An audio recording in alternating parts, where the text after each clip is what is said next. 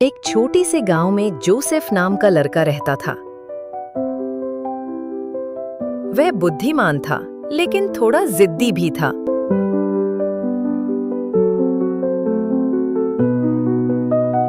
उसकी माँ और पिता उसे बार बार समझाते थे कि वह उनकी बात सुने और आदर करे, पर अक्सर वह सोचता था कि मैं बड़ा हो रहा हूँ, अब मुझे खुद सब समझ आता है, बार बार माँ पापा की बात क्यों मानूं? दिन भर दिन वो बिगड़ता ही जा रहा था।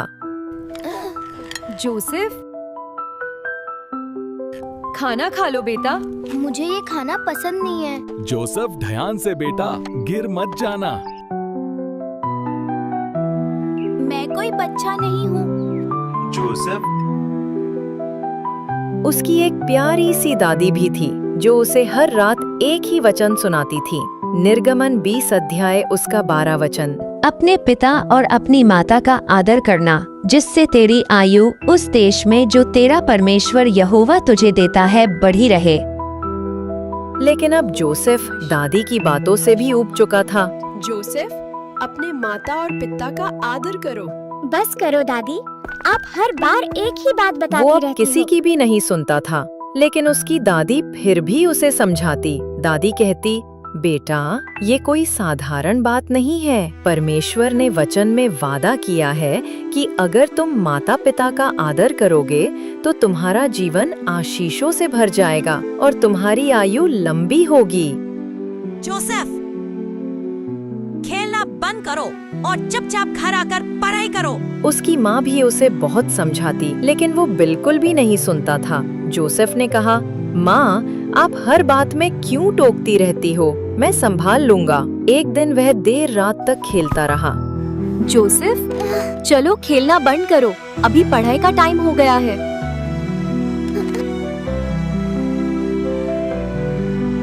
अगली सुबह जोसेफ स्कूल में थका हुआ पहुंच गया। टेस्ट में उसका दिमाग काम नहीं कर रहा था और अच्छे अंक नहीं आए। अगले दिन उसकी टीचर ने उसे बहुत डांटा और उसे सारी क्लास के सामने पनिशमेंट भी दी। फिर शाम को जोसेफ उदास होकर घर लौटा तो माँ ने उसे गले लगाया और कहा, बेटा, मैंने तुझे रोका था क्योंकि मैं तुझे थकान और असफलता से बचाना चाहती थी। इसलिए जब माँ बाप सलाह देते हैं तो वो रोक टोक नहीं बल्कि सुरक्षा होती है। नीति वचन 1:8 से 9।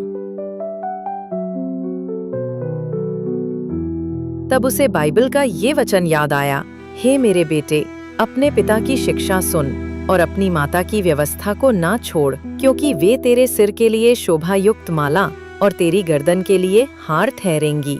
जोसेफ को समझ आया कि माँ की डांट उसके विरुद्ध नहीं बल्कि उसके भले के लिए थी। फिर उसे अपनी गलती का पछतावा हुआ और वो फूट फूट कर रोया और उसने अपनी माँ से माफी मांगी।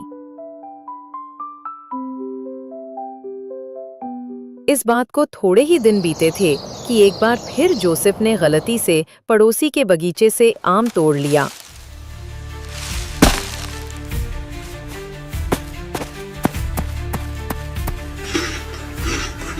जब पड़ोसी को इस बात का पता चला तो उसने जोसेफ को खूब डांट लगाई। पेड़ से चोरी से आम तोड़कर खाता है। रुक, ते तो मैं आज सबक सिखाता हूँ। और उसे मारने को आया, लेकिन तभी उसके पिता ने वहां आकर उसे रोका। पूछो इससे, इसने चोरी की है या नहीं?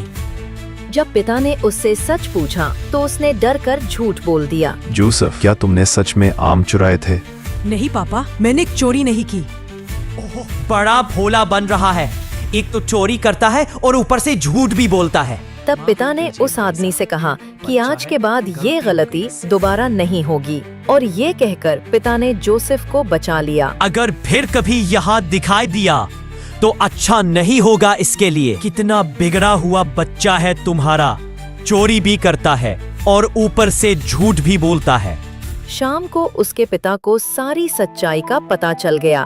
उन्होंने जोसेफ को बुलाया और कहा, बेटा, गलती से बड़ा नुकसान नहीं होता, पर अगर तुम झूठ बोलते हो तो ये तुम्हें परमेश्वर से दूर कर देगा। फिर उन्होंने बाइबल खोलकर एक वचन पढ़ा, मीति वचन 12 का 22 वचन। झूठे होठ यहोवा के लिए घृणित है, परंतु जो सच्चाई से काम करते हैं वे उसको प्रिय लगते हैं। फिर पिता ने समझाया, देखो बेटा, अगर तुम सच बोलते तो शायद पड़ोसी नाराज भी होता, पर परमेश्वर प्रसन्न होता, और जब परमेश्वर तुम्हारे साथ होता है तो कोई भी तुम्हें हानि नहीं पहुंचा सकता।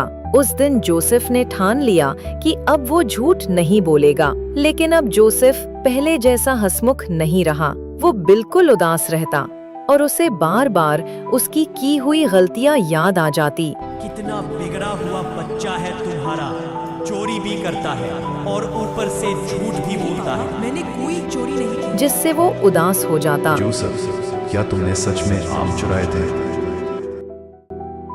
एक रात दादी ने जोसेफ का हाथ पकड़ा और कहा, आओ बेटा, हम यीशु से प्रार्थना करें। तब जोसेफ ने प्रार्थना की, हे प्रभु यीशु, मुझे अपने माता पिता का आदर करना सिखाओ। जब मैं गलती करूं तो सच्चाई बोलने की ताकत दो और मुझे उनकी बात मानने में मदद करो।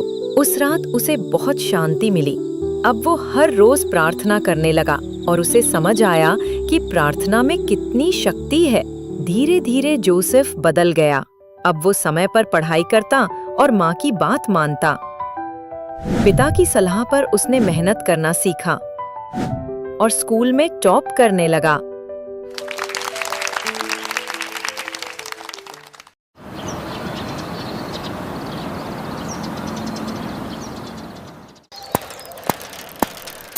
सेब ले लो, सेब, ताजा और मीठे सेब। सेब ले लो, सेब, ताजा और मीठे सेब। अंकल रुको, रुको अंकल, आपकी टोकरी से सेब गिर गया था। ये सेब उसकी तुम खा नम्रता लो। और आज्ञाकारिता देखकर गांव के लोग भी कहते, बच्चा सचमुच अलग है, इसके जीवन में परमेश्वर का हाथ है। माफ करना भाई साहब, मैं गलत था। सच तो ये है कि आपका बच्चा गांव का सबसे समझदार और ईमानदार बच्चा है। और बेटा, अब तुम जितने चाहो उतने आम खा सकते हो।